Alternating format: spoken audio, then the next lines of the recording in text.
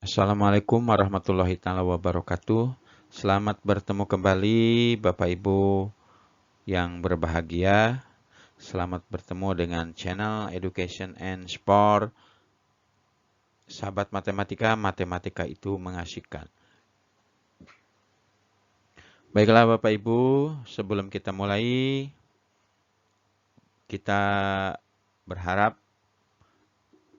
kita berdoa semuanya, mudah-mudahan wabah yang melanda dunia ini untuk segera hilang dari muka bumi ini agar kita bisa melakukan aktivitas seperti dahulu kala. Semoga kita semua diberi Allah kesehatan, kekuatan dalam menghadapi musibah ini. Baiklah Bapak Ibu, saya ingatkan kembali kepada Bapak Ibu yang baru mampir ke channel kami dan belum melakukan klik like dan subscribe-nya, silahkan klik like dan subscribe-nya, kemudian tekan loncengnya untuk mendapatkan informasi-informasi mengenai soal-soal PPPK tahun 2021 ini. Baiklah Bapak Ibu, pada video kali ini, bagian ke-33 ini, kita akan bahas mengenai soal-soal tentang seleksi kompetensi bidang SKB bagi guru kelas. Ini hanya untuk guru kelas aja. Nah, semoga dengan adanya soal-soal atau pembahasan soal-soal ini kepada Bapak Ibu, meskipun saya tahu Bapak Ibu sudah mengetahui semuanya, saya hanya merefresh kembali, mengingatkan kembali agar Bapak Ibu tidak lupa dengan materi-materi yang sebelumnya sudah Bapak Ibu kuasai. Baiklah Bapak Ibu, kita langsung aja kepada soal yang pertama. Kemampuan bahasa anak mulai berkembang. Pemikiran masih statis, belum dapat berpikir abstrak. Dan kemampuan persepsi waktu dan ruang masih terbatas, merupakan perkembangan anak pada tahap A. Sensomotorik, B. Tahap praoperasional, C. Tahap operasional konkret, D. Tahap operasional konkret. Sama ya. Kemudian kita lihat Bapak Ibu ya, ini soal ini kemarin sudah kita bahas, tapi materinya lain. Nah, menurut pendapat Piaget beliau mengemukakan bahwa proses pengembangan anak dari kecil hingga dewasa melalui 4 tahap perkembangan, yaitu yang pertama tahap sensori motorik. Ini usianya antara 0 sampai 2 tahun. Nah, pada tahap ini kegiatan intelektual anak hampir seluruhnya merupakan gejala yang diterima secara langsung melalui indera. Pada saat anak mencapai kematangan dan secara perlahan mulai memperoleh keterampilan berbahasa, mereka menerapkannya pada objek-objek yang nyata.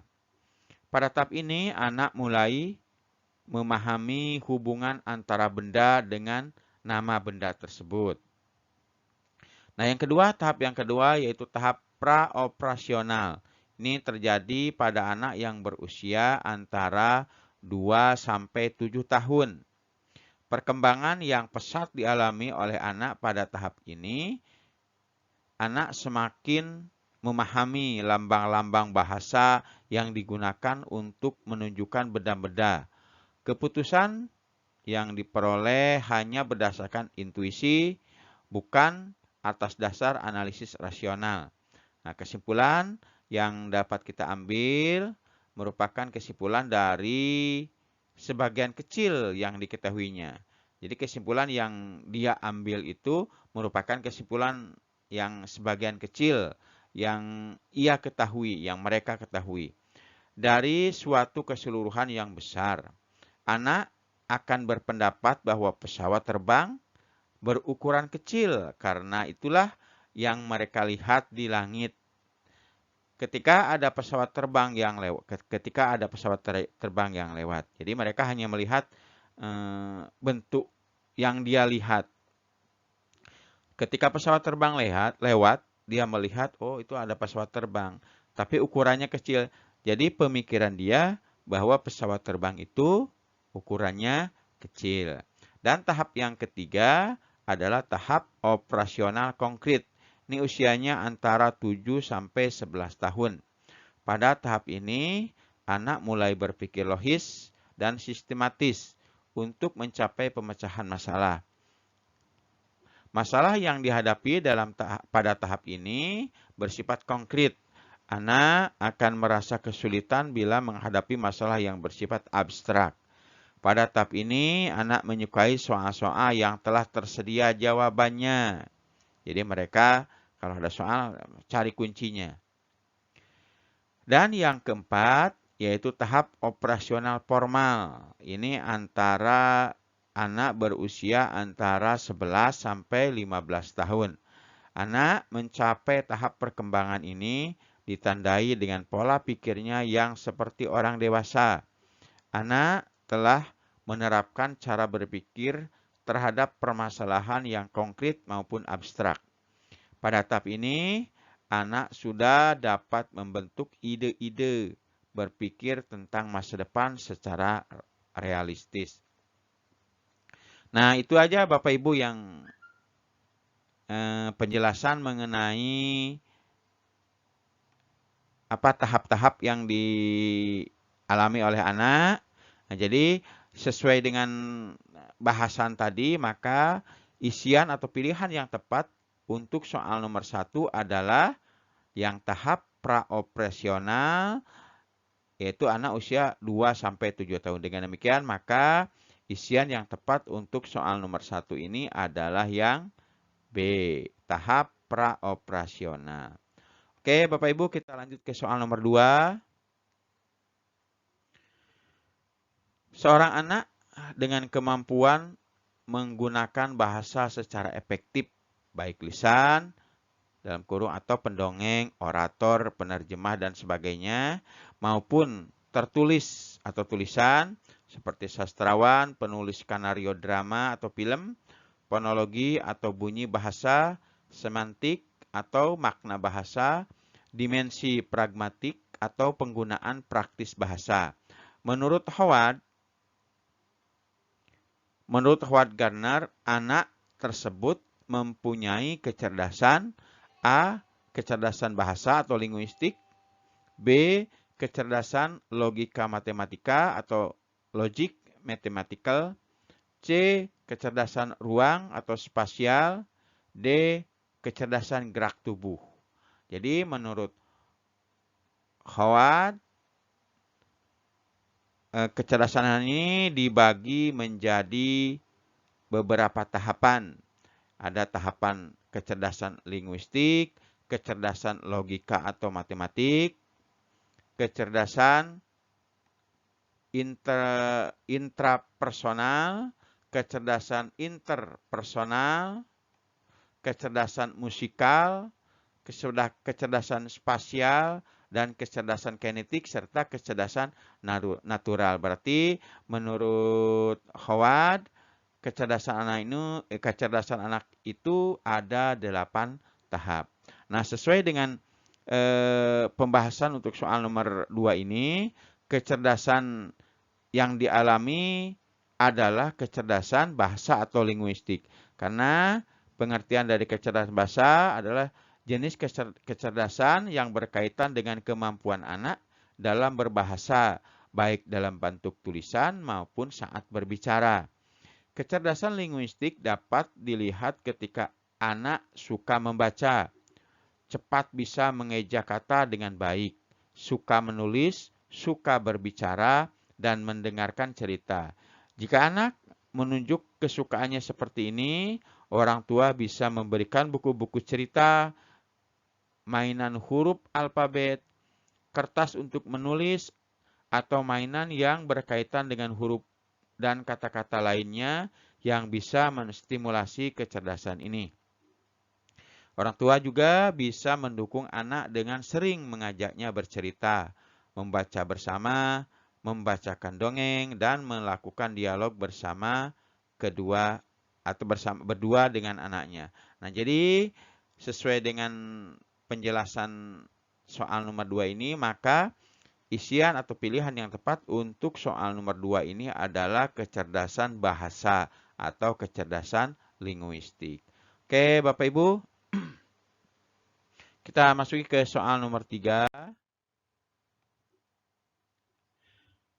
Untuk mengetahui kemampuan awal peserta didik, seorang pendidik dapat melakukannya. Nah, kita sebagai guru akan mengetahui kemampuan awal seorang peserta didik dengan melakukan A. Pengayaan materi pelajaran. Kalau pengayaan itu biasanya kita lakukan jika anak itu telah mencapai atau melebihi KKM, Bapak Ibu ya. Terus yang kedua refleksi. Refleksi berarti sudah kita lakukan. Kemudian latar belakang peserta didik kurang pas ya kalau ini.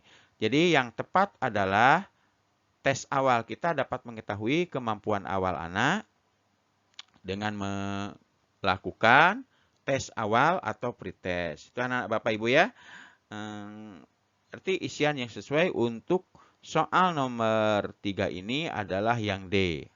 Nah, kemampuan awal adalah kemampuan yang telah diperoleh siswa sebelum dia memperoleh kemampuan terminal tertentu yang baru. Jadi anak sudah mengetahuinya. Jadi kita dapat mengetahui bahwa anak itu telah menguasai dengan cara melakukan tes awal atau pretest. Oke, kita lanjut Bapak Ibu ya. Ke soal nomor 4. Dalam mengidentifikasi kasus kesulitan belajar dapat dilakukan dengan metode criterion referented yang bukan merupakan tahap metode criterion referensi adalah A.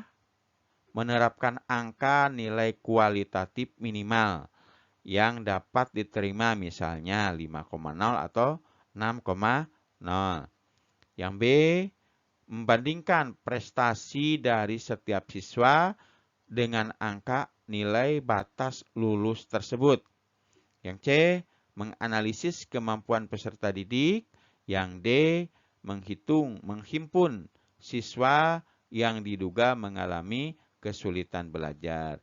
Jadi pilihan yang tepat untuk soal nomor 2, kita lihat ya. Tahapan dalam metode criterion referensi adalah yang 1, menerapkan angka nilai kualitatif. Berarti yang ini ya. Oke. Soalnya di sini ya, soalnya yang bukan Bapak Ibu ya, yang bukan. Kemudian yang nomor 2, membandingkan prestasi. Membandingkan berarti yang B, betul. Kemudian yang 3, menghimpun anak, diduga menghimpun berarti. Nah, kalau begitu yang kurang tepat atau yang bukan merupakan tahapan metode tersebut adalah yang C. Berarti isiannya yang C, menganalisis kemampuan peserta didik. Oke, kita lanjut Bapak Ibu ke soal nomor 5. Dalam kompetensi pedagogik, guru menguasai teori belajar dan prinsip-prinsip pembelajaran yang mendidik. Dalam prinsip pembelajaran yang mendidik, guru harus A. Melakukan proses pembelajaran sesuai jadwal. B. Menerapkan berbagai pendekatan, strategi, metode, dan teknik pembelajaran yang mendidik secara kreatif dalam mata pelajaran yang diampu. C. Menggunakan strategi pembelajaran. Yang D. Hanya menggunakan teknik pembelajaran.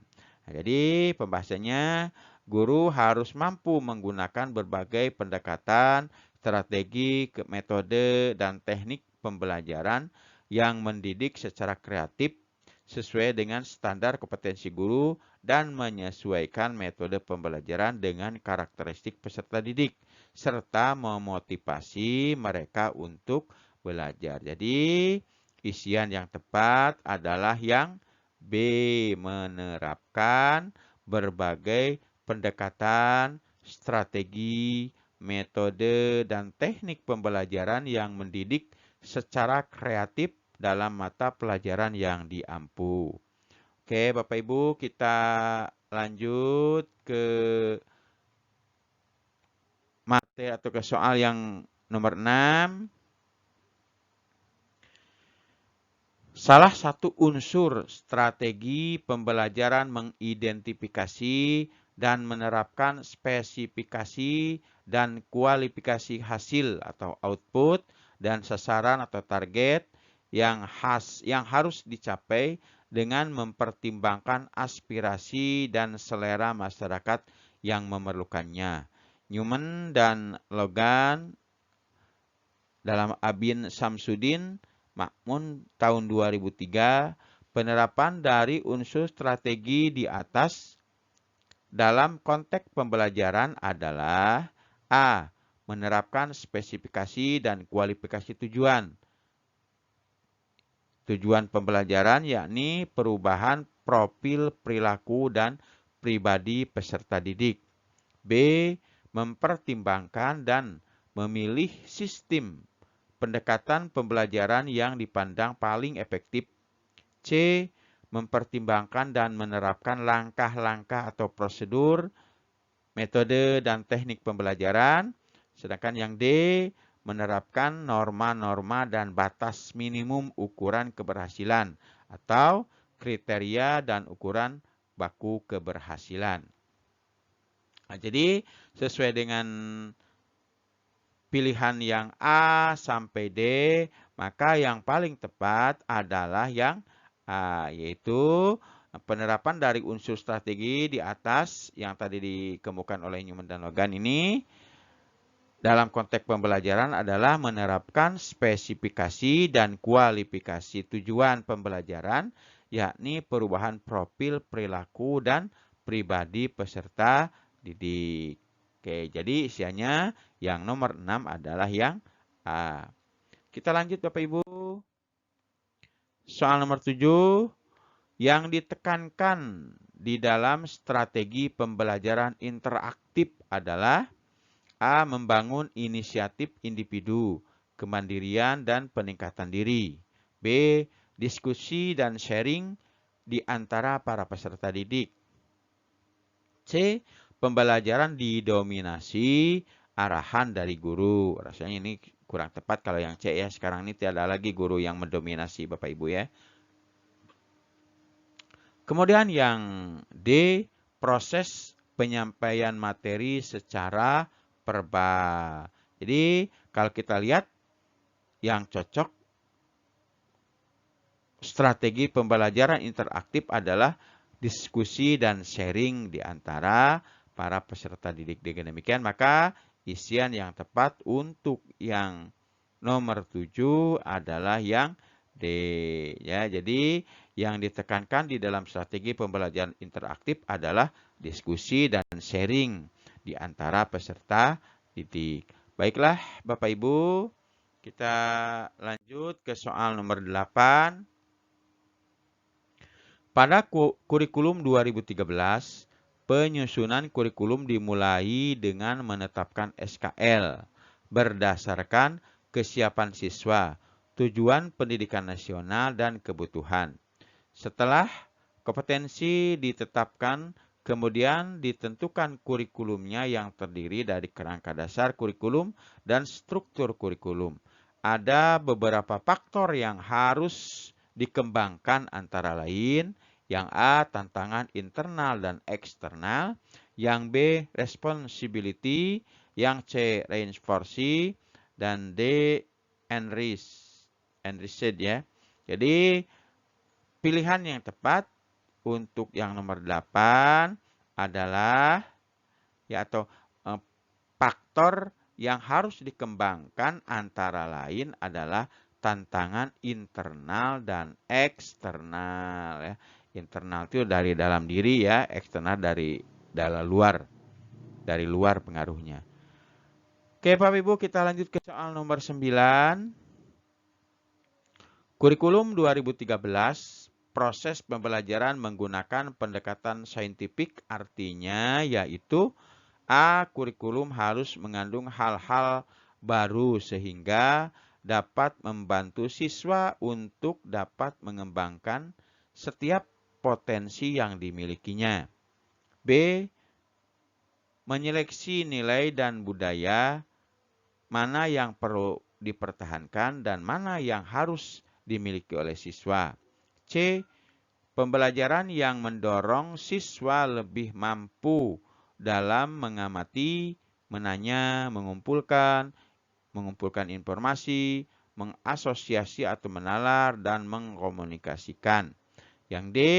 Mengembangkan kompetensi dasar berdasar pada prinsip akumulatif, saling memperkuat atau reinforced, dan memperkaya enriched antar mata pelajaran.